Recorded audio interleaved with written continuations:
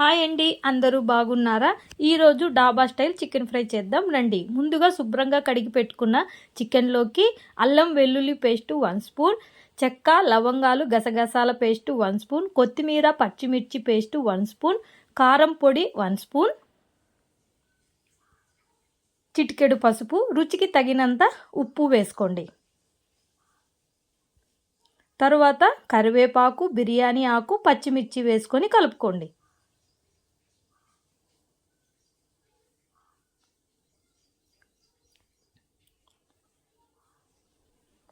తర్వాత పెరుగు వేసుకోండి. 1 స్పూన్ వేసుకోండి. పెరుగు వేస్ట్ చేసుకొని అలా మిక్స్ చేసుకోండి.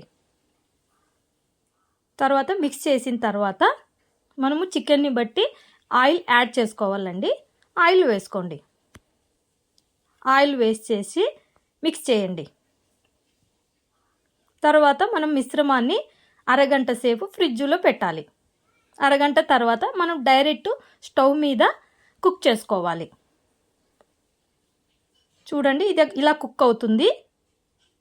1 స్పూన్ గరం మసాలా వేసుకొని బాగా మిక్స్ చేయండి.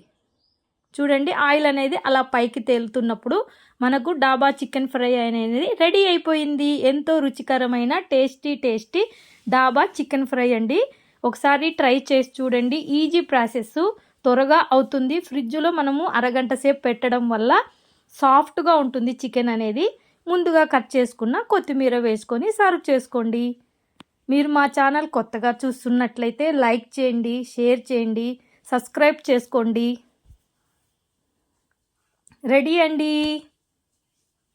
చూడండి ఎంత బాగుందో, కలర్ఫుల్గా చాలా టేస్ట్గా ఉంటుంది.